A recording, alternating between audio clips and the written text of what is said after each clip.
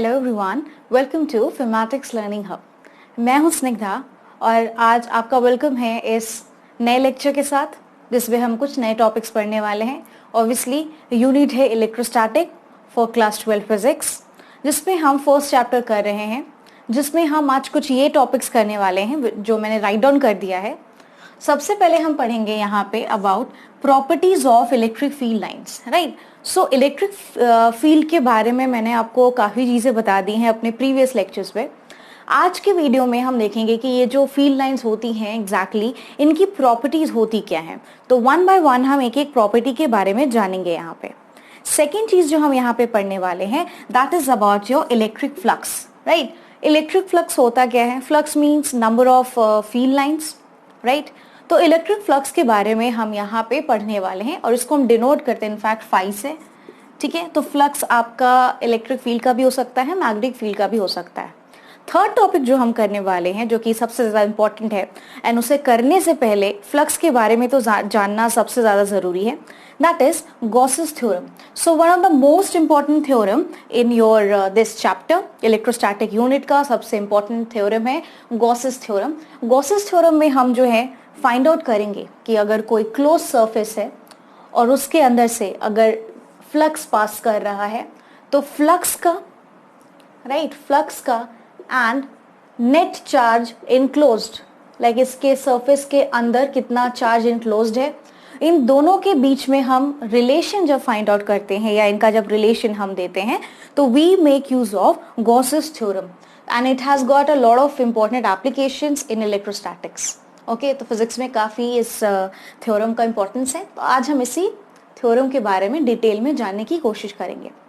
तो वीडियो को शुरू करने से पहले अगेन वन मोर टाइम इस चैनल को ज़रूर से सब्सक्राइब करें एंड इस वीडियो को डेफिनेटली लाइक करें एंड अपने फ्रेंड्स के साथ, दोस्तों के साथ, जिसके भी साथ हो सके ज़्यादा से ज़्यादा शेयर करें। सो लेट्स स्टार्ट। आप मुझे फॉलो कर सकते हैं अनअकैडमी पे भी। Unacademy one of India's largest educational online platform, जहाँ पे आपको ग्रेट कोर्सेज प्रोवाइड करता है अनअकैडमी, जिसकी हेल्प से आप अपने सपनों को ज़रूर अचीव कर सकते हो। तो ज़रूर से अनअकैडमी विजिट करिए और अगर आप यूज़ करते हैं मेरा referral code then you will get a 10% discount for class 11 and 12 subscription for class, obviously both the classes for subject physics. So ज़रूर से जाइए, मुझे फॉलो करिए अनअकैडमी पे। तो प्रीवियस लेक्चर्स में हमने ऑलरेडी पढ़ लिया था कि एग्जैक्टली इलेक्ट्रिक फील्ड होती क्या है, राइट। सो जिसमें डिटेल में मैंने आपको एक्सप्लेनेशन भी दे दी थी। अब यहाँ पे हम बात करने वाले हैं इलेक्ट्रिक फील्ड लाइंस की कि एग्जैक्टली ये लाइंस क्या होती हैं, क्या सच में लाइंस होती हैं किसी इलेक्ट्रिक फील्ड या मैग्नेटिक फील्ड की। So let's start now. So एक there was a person, obviously काफ़ी ज़्यादा फेमस थे and he was Michael Faraday. So Michael Faraday basically वो इंसान थे जिन्होंने दिया था कॉन्सेप्ट ऑफ फील्ड लाइंस। तो फील्ड लाइन का कॉन्सेप्ट जो है बेसिकली ये दिया है माइकल फैराडे ने, राइट। तो कहीं ना कहीं अगर हम फील्ड लाइंस के बारे में बात करते हैं तो ये हमें काफ़ी मदद करते हैं विजुअलाइज करने में, इमेजिन करने में कि किस तरह का नेचर हो सकता है किसी इलेक्ट्रिक फील्ड या मैग्नेटिक फील्ड का, right. So they help us to visualise कि क्या एग्जैक्टली नेचर होगा, चाहे हम इलेक्ट्रिक फील्ड की बात करें या मैग्नेटिक फील्ड की बात करें। ओके, तो किसी भी चीज़ को स्टडी करने से पहले बहुत इंपॉर्टेंट है कि उस चीज़ के बारे में जानना और उसके नेचर के बारे में जानना। ओके, तो अगर हम यहाँ पे फील्ड लाइंस की बात करें तो एक छोटा सा एग्जांपल लेते हैं कि किस तरह से ये हमें जो है लाइक इमेजिन करवाता है या नेचर के बारे में बताता है। So I will take a very simple thing here. मान लेते हैं कि यहाँ पे टेस्ट चार्ज लेते हैं, ठीक है।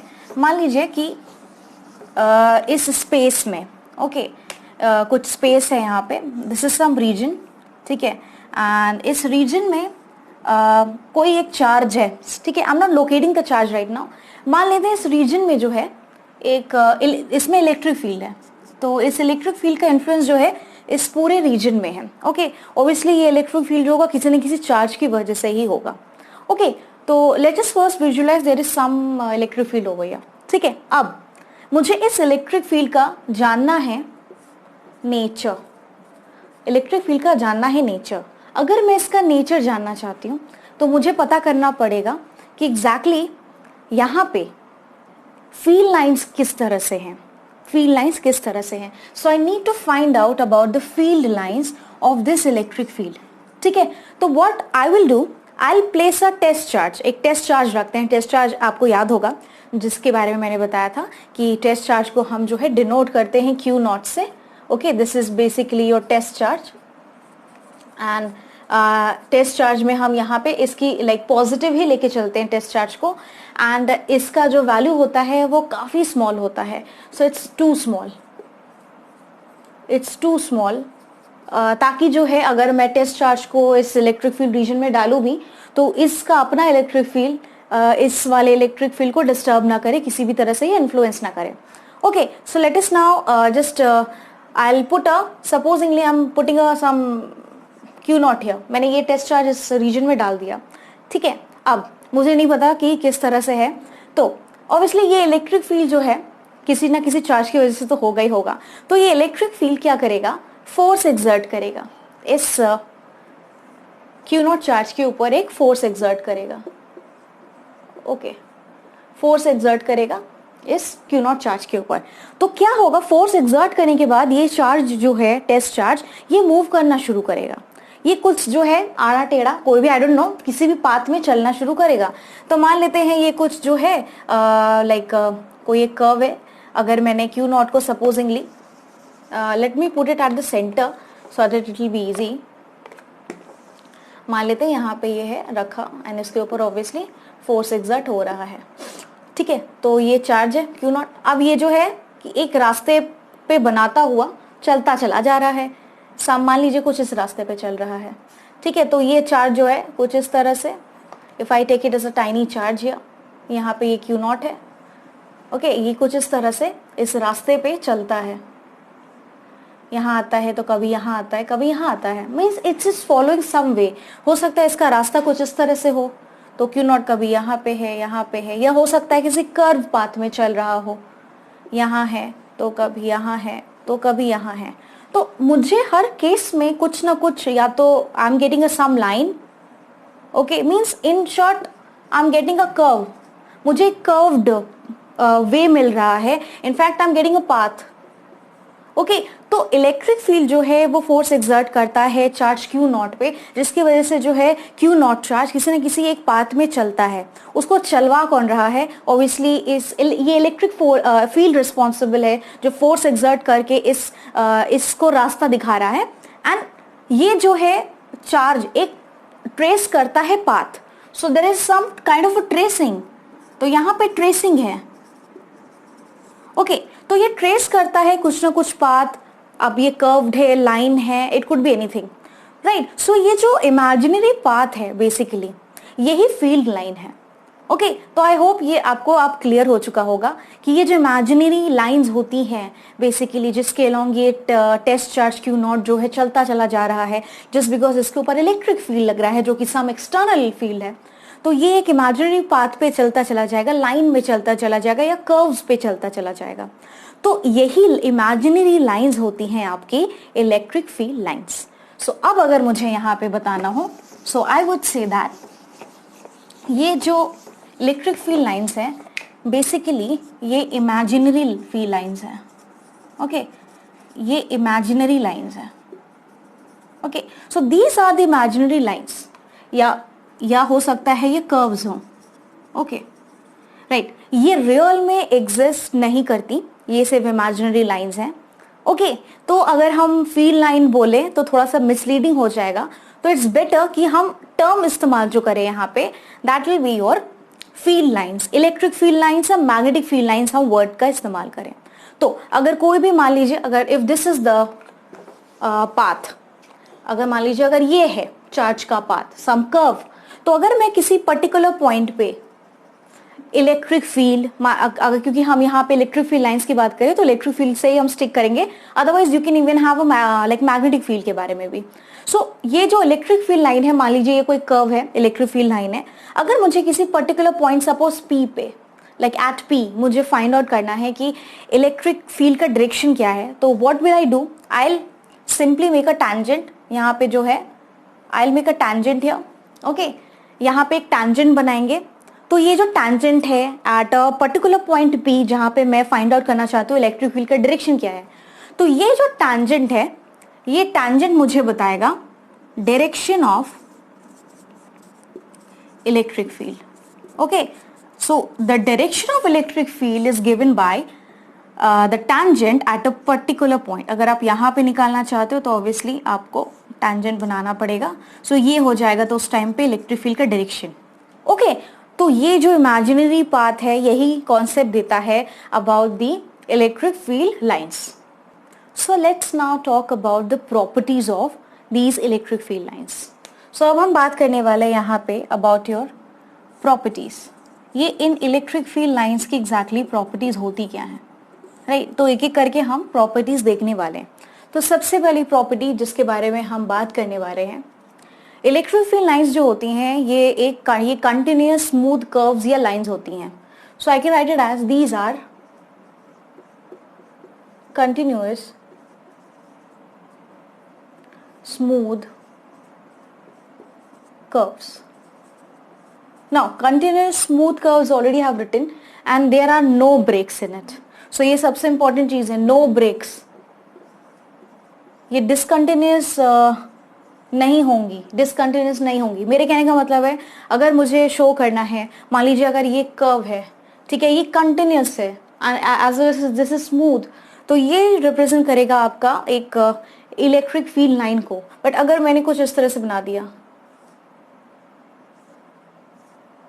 ओके, तो यहाँ पे देखोगे आप मैंने कई ब्रेक्स बनाए हैं, तो ये कंटिन्यूस तो है नहीं, there are, you can see that there are breaks over here. So this is wrong and this is right, okay. So these are continuous smooth curves और लाइंस विदाउट एनी ब्रेक्स। तो ये जो है break वाला जो है concept, तो ये तो डेफिनेटली गलत है, तो you need to follow this one, okay. Now second जो इसमें सबसे इंपॉर्टेंट चीज आती है अगर मैं इसके बारे में बात करूं, तो that is your second property में ये है कि suppose I have a positive charge over here, right, and I have a negative charge over here. Now अगर फील्ड लाइंस हम बनाना चाहते हैं तो फील्ड लाइंस जो होंगी basically, now they are going to start और begin at the positive charge and they are going to start like this and they will end at negative. Positive से शुरू होंगी, पॉजिटिव चार्ज से शुरू होंगी and and करेंगी negative charge पे, okay. So this is what I have over here, okay, right, नहीं, सो this is right. सो इसी तरह से I can have a lot of lines here, ठीक है। तो ये थोड़ा दूर दूर बनाना पड़ेगा इन अ प्रॉपर वे, क्योंकि obviously they should not intersect, right, okay. So शुरू होती हैं पॉजिटिव से, खत्म होती हैं नेगेटिव एंड पे। अच्छा, एक चीज मैं आपको बता दूं, थर्ड चीज जो इसमें सबसे ज्यादा इंपॉर्टेंट है, that is they form no closed loops, no closed loops, closed loops नहीं बनाएंगी।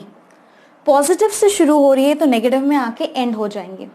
क्लोज्ड लूप का मतलब क्या है मैं आपको बताती हूँ। इन केस मान लीजिए अगर क्लोज्ड लूप होता, तो क्लोज्ड लूप का मतलब होता कि यहाँ पे कुछ इस तरह से, अगर मैं मान लीजिए इन केस, और ऑल्दो ये गलत है, बट अगर मान लेते कि क्लोज लूप होता तो क्या होता, मान लीजिए ये पॉजिटिव है, ओके, एंड ये नेगेटिव है, तो भाई मैंने शुरुआत में तो कहा था कि पॉजिटिव से शुरू होना चाहिए और नेगेटिव में नेगेटिव पे खत्म होना चाहिए। ये है राइट केस। अगर रॉन्ग इसका लेके चले तो क्यों गलत होगा वो भी मैं बताती हूँ।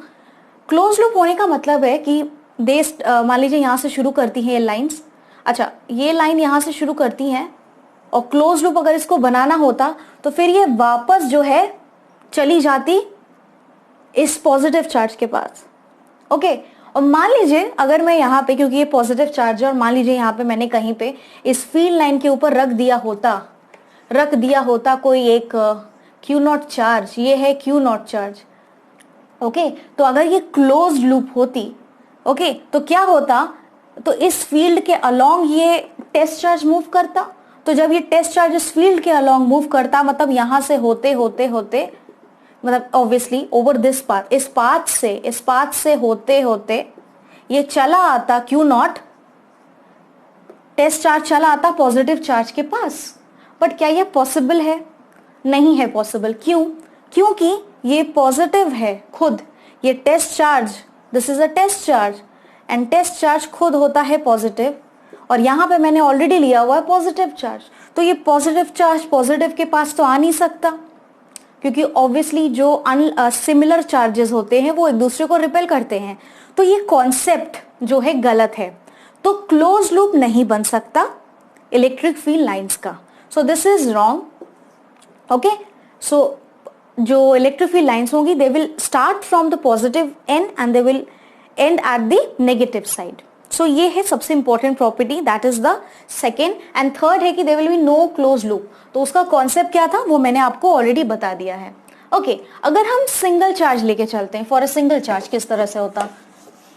ओके, तो अगर सिंगल चार्ज होता, मान लीजिए सिंगल आइसोलेटेड चार्ज होता, सिंपली ऑब्वियसली अगर आपका पॉजिटिव चार्ज होता और एक जगह है मेरे पास नेगेटिव चार्ज है, ये नेगेटिव चार्ज है, ये आइसोलेटेड है। Okay, so I am not taking the combination यहाँ, ये पॉजिटिव है वो तो अलग है, आइसोलेटेड नेगेटिव है। अगर यहाँ पे हम पॉजिटिव चार्ज के बारे में बात करते हैं तो यहाँ पे सिंपली जो है, जो लाइंस ऑफ फोर्सेस होती हैं ऑब्वियसली यहाँ से शुरू होती और इन्फिनिटी पे जाके एंड करती। ओके, इन्फिनिटी पे जाके एंड करती। So they begin from this charge and infinity तक जाती। ओके, एंड अगर नेगेटिव के बारे में बात करें, ये इन्फिनिटी से होते हुए आती और एंड होती यहाँ पे, इन्फिनिटी से होते हुए आती और एंड करती। Okay, so I hope this concept is clear. So this is what I have when I talk about the positive charge, isolated positive charge as well as isolated negative charge. तो ये जो था concept, it was about your isolated charges का. Okay, now इसके बारे में, इसके बाद जो हम basically बात करने वाले हैं, that is about direction के बारे में हमने already जो है पढ़ लिया है. Okay, so direction के बारे में जैसे कि मैंने कहा कि अगर आपका कोई भी नेक्स्ट प्रॉपर्टी जो मैं बताने वाली हूँ वो आपका सिंपली ये है, right. So the next property that I have over here is simply that, अगर मान लीजिए ये आपका है, मुझे अगर डायरेक्शन चाहिए किसी इलेक्ट्रिक फील्ड का तो मैं कैसे निकालूंगी? मान लीजिए ये कर्व्ड है, ये कर्व्ड पाथ है. ओके, मुझे ये एक फील्ड लाइन है, मुझे एक पर्टिकुलर पॉइंट पे, suppose this is point A, suppose this point B, तो मुझे यहाँ पे चाहिए इलेक्ट्रिक फील्ड का डायरेक्शन कि फील्ड का एग्जैक्टली किस तरफ पॉइंट आउट करेगा. तो I will have to make a tangent here. So this tangent will give me the direction of electric field at A point. So this is going to be EA over here. Okay, अगर B हो जाता तो tangent कुछ इस तरह से इस curve पे आता and I would have written it as EB vector. Okay, तो ये tangent at a particular point मुझे बताता कि इलेक्ट्रिक फील्ड का डायरेक्शन क्या है. So that is next property. Okay. Now इसके बाद जो सबसे इंपॉर्टेंट प्रॉपर्टी है, क्या इलेक्ट्रिक फील्ड लाइंस एक दूसरे को इंटरसेक्ट करती हैं? So the answer is no. So the next property that I have over here, they who means electric field lines, they never intersect, right.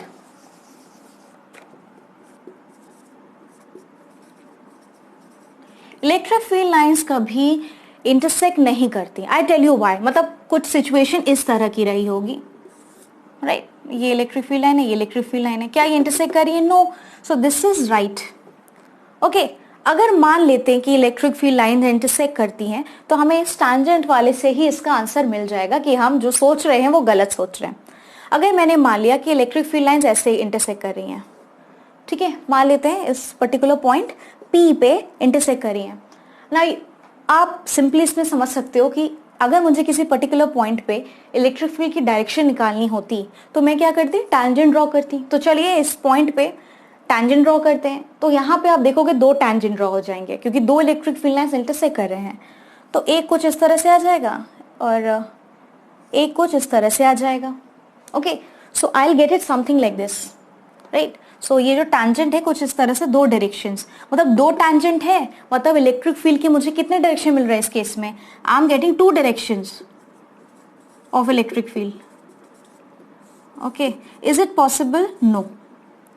I cannot have two directions of electric field at the same point, right?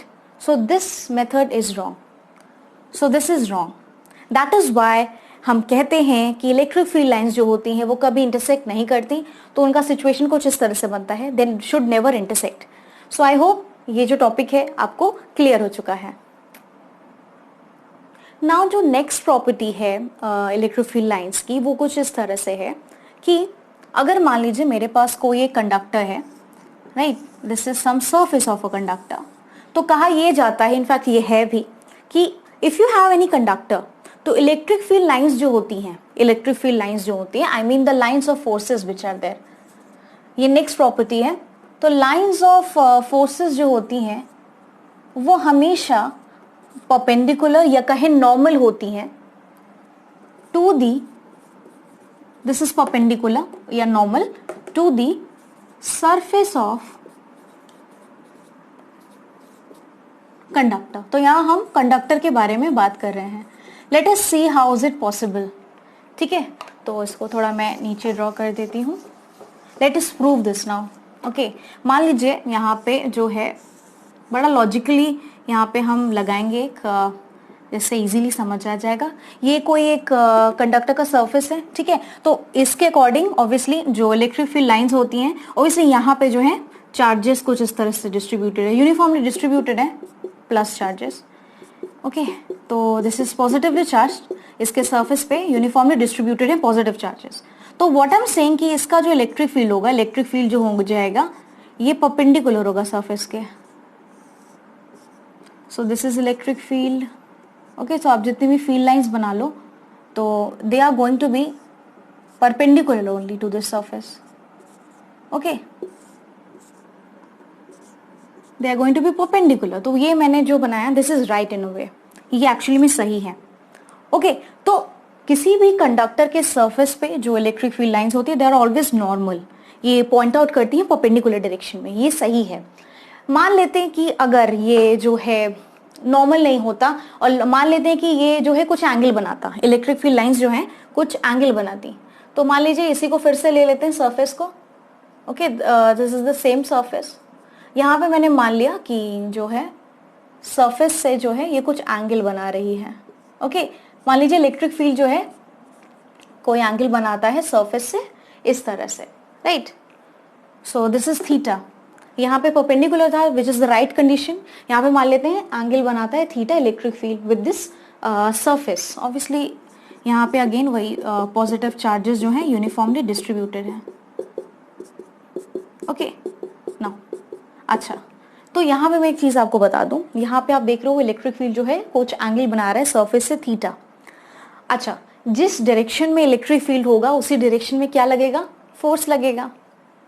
तो ये direction आपकी electric field की भी हो सकती है या force की भी हो सकती है, और फोर्स का फॉर्मूला आपको पता होगा QE, जो हमने ऑलरेडी पढ़ लिया है। So force equals to QE। चलिए इस फोर्स को रिजॉल्व करते हैं कंपोनेंट्स में, रेक्टेंगुलर कंपोनेंट्स में। तो मुझे दो कंपोनेंट्स मिलेंगे यहाँ पे, एक आएगा along this line, right, this is the horizontal component, so this will be QE cos theta. F, this is F, ये F है, F cos theta. Okay, and एक मुझे परपेंडिकुलर मिलेगा, परपेंडिकुलर कंपोनेंट मिलेगा which is your QE। So I write it here, this is QE sin theta. Okay, तो मैंने इसको resolve कर दिया, फोर्स को, फोर्स होता है QE। सो ये फोर्स के दो कंपोनेंट है, QE cos theta, QE sin theta. Resolve करने के बाद मैंने एक चीज देखा यहाँ पे कि ये जो दो कंपोनेंट है, अगर इस तरह से रिजॉल्व करने के बाद मुझे एक कंपोनेंट यहाँ QE cos थीटा मिल रहा है, मतलब एक फोर्स का कंपोनेंट है ये, this is a component of force. तो फोर्स क्या करेगा, ये जो कंपोनेंट है ये QE sin थीटा जो कि कंपोनेंट है फोर्स का, या इलेक्ट्रिक फील्ड का भी हम कह सकते हैं। So I am taking here component of force. Now ये कंपोनेंट ऑफ फोर्स क्या करेगा, सरफेस पे जो चार्जेस प्रेजेंट है उनके ऊपर फोर्स लगने की वजह से वो मूव करना शुरू कर जाएंगे, जिस वजह से क्या होगा, इस सरफेस पे सेट हो जाएगा, क्या सेट हो जाएगा, एक सेटअप बनेगा किस चीज का, सरफेस करंट का। तो यहाँ पे एक कहीं ना कहीं आ जाएगा surface current. So I write it here, एक सरफेस करंट हो जाएगा, sets up. So a surface current will get produced in this course, like in this case, जिस वजह से चार्जेस इस डायरेक्शन में फ्लो करना शुरू कर जाएंगे, क्योंकि यहाँ इस डायरेक्शन में कंपोनेंट ऑफ फोर्स लग रहा है, एक फोर्स लग रहा है इस हॉरिजॉन्टल डायरेक्शन में. बट स्टैटिक कंडीशंस में ये पॉसिबल नहीं है, क्योंकि ये इक्विलिब्रियम कंडीशन लेके चल रहे हैं. अगर स्टैटिक कंडीशंस नहीं होती तो it would have been different case. But अगर हम इक्विलिब्रियम की बात करें, ऐसा कुछ होता नहीं है कि आपका रखा हुआ है स्टैटिक कंडीशन में कोई कंडक्टर एंड उस पे जो है एक अचानक से सेटअप हो जाता है सरफेस करंट स्टैटिक कंडीशंस में. So this is not possible. It means this is wrong, right? This is wrong. That is why we can not have this way. Electric field का डायरेक्शन कोई angle theta बनाता हुआ नहीं मिलने वाला. It means that this is the right case over here, because there will be no current that will be flowing, okay, due to this component of force in equilibrium condition. That is why this case is right and this case is wrong. So I hope ये जो था topic कि जो electric field lines होती हैं वो हमेशा normal होती है to the surface of conductor, ये आपको क्लियर हुआ है. अब अगर मुझे बात करनी हो यहाँ पे कि हम किस तरह से किसी इलेक्ट्रिक फील्ड की स्ट्रेंथ के बारे में पता लगा सकते हैं, तो कैसे करेंगे? That is strength of any electric field here. किस तरह से हम फाइंड आउट कर सकते हैं कि इलेक्ट्रिक फील्ड की स्ट्रेंथ कितनी है? तो इलेक्ट्रिक फील्ड की स्ट्रेंथ जो है वो बेसिकली मेजर की जाती है relative closeness of the electric field lines. So it will be measured by, right, so it is measured by relative closeness of the field lines. Field lines कितनी एक दूसरे के करीब हैं, कितनी दूर हैं, रिलेटिवली, वो हमें बताएगा what will be the strength of the electric field. तो अगर मान लीजिए यहाँ पे if I have suppose over here, अगर इलेक्ट्रिक फील्ड लाइंस एक दूसरे के काफी करीब हैं, तो मान लीजिए अगर यहाँ पे मैंने ये पॉजिटिव चार्ज बनाया है तो ऑब्वियसली कुछ इस तरह से जाएगा, ठीक है. अगर ये काफी एक दूसरे के क्लोज है, इलेक्ट्रिक फील्ड लाइंस जो है काफी एक दूसरे के क्लोज है, राइट, कुछ इस तरह से केस है, काफी एक दूसरे के क्लोज है. तो ये जो क्लोजनेस है मतलब मीन्स यहाँ पे जो इलेक्ट्रिक फील्ड है, राइट, उसकी जो स्ट्रेंथ है यहाँ पे हाई है. This is a strong electric field. This is a strong electric field. So I can simply write it as it is a strong electric field. Means the lines should be very very close. उसी तरह से अगर मान लीजिए अब इसका magnitude obviously charge का ज़्यादा ही होगा. अगर मैं कोई दूसरा पॉजिटिव चार्ज लेती हूँ जिसका मैग्नीट्यूड रिलेटिवली कम है, तो इसका जो इलेक्ट्रिक फील्ड लाइंस मान लीजिए कुछ इस तरह से हैं, थोड़ी दूर दूर हैं एक दूसरे से, ओके, दूर दूर हैं एक दूसरे से.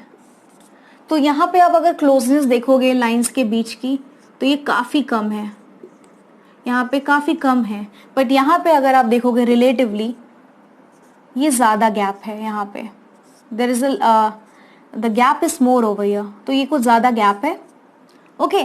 तो यहाँ पे जो इलेक्ट्रिक फील्ड की स्ट्रेंथ होगी it will be less, strength कम है, लो है. That is why I will call it a weak electric field. This is your weak electric field, strength काफ़ी कम है यहाँ पे, ओके. तो ये बात हो गया लाइक अबाउट. उसी तरह से आप नेगेटिव चार्ज का लेके भी कर सकते हो. I have simply taken a positive charge. So this is the whole thing that I have over here. Now अगर जो है इलेक्ट्रिक फील्ड लाइंस कुछ इस तरह से हैं, मान लेते हैं इलेक्ट्रिक फील्ड लाइंस जो हैं वो पैरेलल हैं, एक दूसरे के पैरेलल हैं, ओके, एंड जो है इक्वी डिस्टेंस है, ये डिस्टेंस इक्वल है, ये डिस्टेंस सेम है. अगर d है तो थ्रू आउट d ही रहेगा, okay. Now so if the electric field lines are parallel to each other as well as they are equally spaced, d throughout जो है मेंटेन है, तो इस केस में हम कहेंगे पैरेलल और इक्विडिस्टेंस फील्ड लाइंस के बारे में हम बात कर रहे हैं. तो ये जो है मिलके बनाएंगे यूनिफॉर्म इलेक्ट्रिक फील्ड. तो I will call it as uniform electric field, okay. So this is what I have. ये पूरा सीन है जहाँ पे आप समझ सकते हो कि strong electric field, uniform electric field as well as weak electric field, किस तरह से हम इसका एक पिक्चराइजेशन अपने तरीके से कर सकते हैं.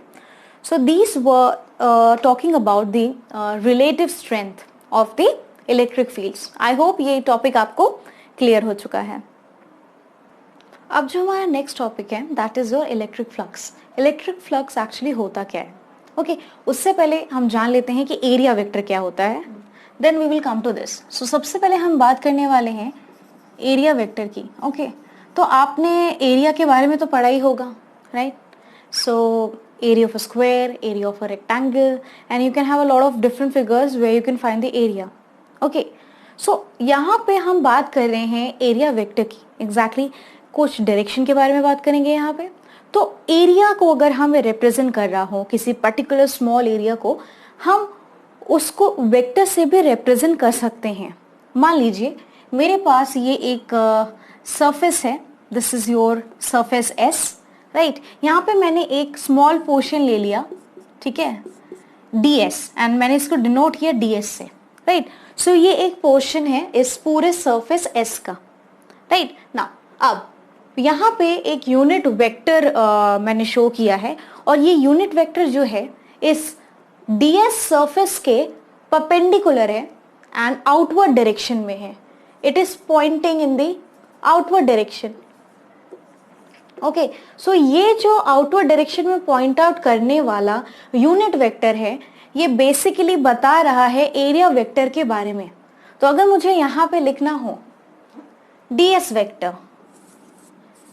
वेक्टर, ओके, हम बात करें इस स्मॉल एरिया पोर्शन की जो कि है ds, तो I will write as ds vector equals to, इसका एरिया है ds एंड इसका डायरेक्शन है एन कैप की डायरेक्शन में, जो कि यूनिट वेक्टर है, एंड ये जो है नॉर्मली आउटवर्ड है, इट इज पॉइंटिंग आउटवर्ड. तो ये हमें बताता है about the area vector. Area vector का ही हम इस्तेमाल करते हैं बेसिकली फ्लक्स को डिफाइन करने से पहले. तो फ्लक्स क्या होता है? फ्लक्स बेसिकली होते हैं किसी भी सरफेस से लिंक्ड विथ एनी सरफेस. अगर मुझे फ्लक्स निकालना है किसी भी सरफेस से जुड़ा हुआ, किसी से सरफेस से लिंक हुआ, तो linked like electric flux linked with any surface, कोई भी सरफेस हो सकता है, वो बेसिकली बताता है कितने इलेक्ट्रिक फील्ड लाइंस पास कर रहे हैं नॉर्मली थ्रू दैट सरफेस. तो अगर मेरे पास मान लीजिए कुछ इस तरह से अगर सरफेस बना हुआ है, तो यहाँ पे इलेक्ट्रिक फील्ड लाइंस, कितनी इलेक्ट्रिक फील्ड लाइंस पास कर रही हैं normally, okay, through this surface. So number of these lines which are passing through this surface, and that too normally, will give me the idea of electric flux. तो ये है electric flux के बारे में. इसे डिनोट किया जाता है by this phi. Okay, so अगर मुझे यहाँ पे बताना हो, so इसको डिनोट बेसिकली किया जाता है phi से, okay, right? So phi से डिनोट किया जाता है, एंड ये जो होता है बेसिकली डॉट प्रोडक्ट होता है इलेक्ट्रिक फील्ड का, ओके, विथ, जैसे अगर मैं मान लीजिए यहाँ पे ये सरफेस लेती हूँ, I will make this one, उस फिगर के अकॉर्डिंग ही हम लिखते हैं यहाँ पे, ओके. तो एक जो है सरफेस लिया है, तो यहाँ पे मान लीजिए ये सरफेस ले लिया मैंने, ठीक है. तो यहाँ पे अलग अलग जो है हम अच्छा, इलेक्ट्रिक फील्ड लाइंस को जिस तरह से पास कर रही हैं, ओके, तो आप कई सारे लाइंस बना सकते हो, ठीक है. इलेक्ट्रिक फील्ड लाइंस का डायरेक्शन कुछ इस तरह से है. तो मान लीजिए अगर मैंने यहाँ पे एक सरफेस ले लिया, this is this one ds, this is this is some ds over here, okay. Now अच्छा, यहाँ पे आप एक चीज देखो, ये इसके नॉर्मल बनाना है, इसके परपेंडिकुलर होगा एरिया वेक्टर. एरिया वेक्टर का डायरेक्शन भी इसी डायरेक्शन में है, okay, right, as well as electric field का डायरेक्शन भी इसी डायरेक्शन में है. तो यहाँ थीटा, इन दोनों के बीच का, एरिया वेक्टर और इलेक्ट्रिक फील्ड के बीच का एंगल तो 0 हो चुका है, ओके.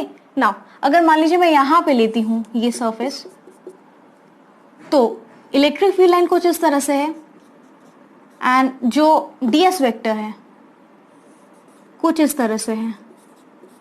तो यहाँ तो भाई थीटा मिल गया 90. तो इसी तरह से मुझे कई सारे केसेस मिल सकते हैं. तो अगर मुझे एक स्मॉल सरफेस के थ्रू, अगर मैं ds की सिर्फ बात करूं, तो अगर मैं एक स्मॉल कंट्रीब्यूशन के बारे में बात करूंगी d phi, it will B e क्योंकि यहाँ पे हमने इलेक्ट्रिक फील्ड ई लिया है. Okay, it will be E dot ds. Okay, ds vector. तो ये डॉट प्रोडक्ट होता है एरिया वेक्टर का विथ योर इलेक्ट्रिक फील्ड. ये हमें देता है इलेक्ट्रिक फ्लक्स के बारे में. This is your electric flux and ये एक स्मॉल कॉन्ट्रीब्यूशन है इलेक्ट्रिक फ्लक्स का एक छोटे से एरिया की वजह से. तो बेसिकली इसको हम डिनोट करते हैं फाई से. ओके, तो इसी तरह से मुझे कई सारे यहाँ पे डी फाई मिल सकते हैं, राइट. सो अच्छा, मैं इसको अगर ओपन करती हूँ, it will be your E D S. I hope आपको पता है जब हम ए डॉट बी निकालते हैं. ओके, ए डॉट बी जो होता है आपका होता है, it is A B cos theta. So I write it here. अगर हम आपने डॉट प्रोडक्ट पढ़ा है, ए डॉट बी जो होता है that is your magnitude of A magnitude of B cos theta. Theta जो होता है इन दोनों के वेक्टर्स के बीच का एंगल होता है. तो अगर मान लीजिए एरिया लाइक ए वेक्टर इस तरह से कुछ है और मान लीजिए बी वेक्टर कुछ इस तरह से है, तो इनके बीच का एंगल है थीटा. तो इनका अगर डॉट प्रोडक्ट मुझे निकालना है ए डॉट बी इन दोनों वेक्टर्स का, so I will write it as a into b. This is the magnitude of vector a, magnitude of vector b multiplied by the cos of the angle जो इन दोनों के बीच में है. तो यहाँ पे कुछ इसी फॉर्मूले का यहाँ भी इस्तेमाल करेंगे. e ds then I have cos theta. Okay, तो इसी तरह से मुझे कई सारे यहाँ पे डी फाई मिलने वाले हैं. अगर मैंने यहाँ पे अगर ले लिया तो मुझे कुछ इस तरह से ds वेक्टर मिलेगा. यहाँ ले लिया तो कुछ अलग तरह से ds वेक्टर मिलेगा. ओके, सो ये डिपेंड करता है कि क्या क्या एंगल आ रहा है. तो अगर ये मुझे डी फाई मिल गया यहाँ पे, अगर मुझे अब टोटल फ्लक्स निकालना हो तो what will I do, I will integrate it. Okay, I will integrate it. किसको इंटीग्रेट करूंगी, मैं डी फाई को इंटीग्रेट कर दूंगी. जितने भी मुझे डी फाई मिले उन सबका एक समेशन. यहाँ पे बेसिकली कंटिन्यूस बॉडी है तो हम इंटीग्रेशन का इस्तेमाल करेंगे. So I will have it something like this, surface integral of E dot ds, right, which is basically e s cos theta, and I can write it as e dot s. okay, तो जो flux होता है basically, तो इसको लिख सकते हैं, जो फ्लक्स होता है वो एग्जैक्टली होता है dot product between electric field. This is the electric field and this is the area vector. तो ये है flux. Okay, this is flux now and ये डॉट प्रोडक्ट है E और S के बीच में. तो यहाँ डॉट प्रोडक्ट आपको मालूम है, अगर हम बात करें डॉट प्रोडक्ट की तो ये इसकी वैल्यू होगी स्केलर क्वांटिटी है basically. Dot product E dot ds is a scalar quantity. तो फाई आपका एक स्केलर क्वांटिटी है ना कि vector. So electric flux is basically a scalar quantity which I've written it over here, and also it is a, although ये property जरूर है एक वेक्टर फील्ड की, ये प्रॉपर्टी जरूर है वेक्टर फील्ड की, बट खुद में ये एक है स्केलर. ओके, इसका यूनिट के अगर बारे में हम बात करें तो इसकी जो बेसिकली जो यूनिट आती है that is your newton metre square per coulomb. So this is basically the unit. whose unit of flux. So you can find it this way, this is Newton meter square per coulomb or joule meter per coulomb. So this is one of the units here and this is the main unit. आप convert कर सकते हो joule में भी. So ये है आपका, it was all about the electric flux. तो आई होप ये जो इलेक्ट्रिक फ्लक्स का टॉपिक है आपको डेफिनेटली क्लियर हो चुका होगा. आज का जो लास्ट टॉपिक है वो काफी इंपॉर्टेंट है and that is about Gauss's theorem. Gauss's theorem है क्या, ये बेसिकली रिलेशन देता है फ्लक्स के बीच का और जो नेट चार्ज इनक्लोज्ड होता है किसी भी क्लोज सरफेस में, इन दोनों के बीच जो है ये रिलेशन प्रोवाइड करता है. So let us see the statement now. Okay, so ये बेसिकली प्रोवाइड करता है relationship between the total flux कि एग्जैक्टली फाई कितना है, टोटल फ्लक्स फाई कितना है जो कि किसी क्लोज सरफेस से पास करता है, किसी भी क्लोज सरफेस से पास करता है, और नेट चार्ज हम इसको ले सकते हैं क्यू एन क्लोज्ड, क्यू एन जो कि किसी भी सरफेस में बंद है. तो अगर इसको सिंपली पिक्चराइजेशन करें यहाँ पे, तो यहाँ पे what I'm trying to say here is that suppose that this is some closed surface जो अपने अंदर चार्ज को बंद किया है QEN. This is the charge enclosed by this surface. ये क्लोज सरफेस होना चाहिए जिसके अंदर जो है एक चार्ज एनक्लोज्ड है. मान लीजिए हम इसको QEN से डिनोट करते हैं. नाउ अब यहाँ पे फ्लक्स जो है ओके जो इस चार्ज की वजह से जो एग्जैक्टली फ्लक्स, मान लीजिए अगर ये पॉजिटिव है तो फ्लक्स जो पास आउट करेगा ओके तो कितना फ्लक्स जो है बेसिकली किसी भी क्लोज सरफेस से आ रहा है, it always gives you the relationship the flux and there is relationship between the net charge enclosed. तो इसका जो स्टेटमेंट है कि भाई कितना फ्लक्स जो है थ्रू एनी क्लोज सरफेस है उसके अंदर बंद है जो जो चार्ज एनक्लोज्ड है, रिलेशन देता है इसके साथ बेसिकली फ्लक्स का चार्ज एनक्लोज से. तो अगर हम स्टेटमेंट की बात करें गॉसेस थ्योरम का जो मैथमेटिकली स्टेटमेंट है, so that is given as basically आपका जो फ्लक्स होता है, ठीक है, फ्लक्स जो होता है जिसको हमने ऑलरेडी बताया हुआ था दैट इज क्लोज्ड, क्योंकि हम क्लोज सरफेस की बात करें तो क्लोज सरफेस इंटीग्रल और E dot D S okay. And ये जो होगा it will be equal to 1 by epsilon not times net charge enclosed. Okay, तो किसी भी क्लोज सरफेस से कितना फ्लक्स जो है पास आउट कर रहा है वो रिलेशन हमें इस गॉसेस थ्योरम से मिलेगा जो कि बताता है, स्टेटमेंट ये है कि the total flux passing through any close surface okay is always equal to 1 by epsilon naught times the net charge enclosed by this surface, and this is the permittivity of the free space. Epsilon naught is the permittivity of the free space. This is permittivity of the free space. So this is what I have in case of your Gauss's theorem. So Gauss's theorem काफ़ी एक important theorem है जिसके कई सारे applications भी हैं and जो important numericals बनते हैं इलेक्ट्रोस्टैटिक यूनिट से वो बेस्ड होते हैं इसी गॉसेस थ्योरम पे. ओके, तो that was all about the today's lecture. So thank you so much everyone. And आज का जो शाउट आउट है वो जाता है to Abhishek Tiwari. Thank you Abhishek for your comments. तो इसी तरह से आप सब लोग जो है वीडियोज़ पे कमेंट करते रहिए, वीडियोस को लाइक करते रहिए, चैनल को ज़रूर से सब्सक्राइब करिए एंड जो है शेयर जितना ज़्यादा हो सके अपने फ्रेंड्स से, रिलेटिव्स से, फैमिली से, जितने लोगों के साथ हो सके ज़रूर शेयर करें. ओके, तो मिलते हैं हमारे नेक्स्ट टॉपिक के साथ अगले लेक्चर पे. सो thank you so much everyone.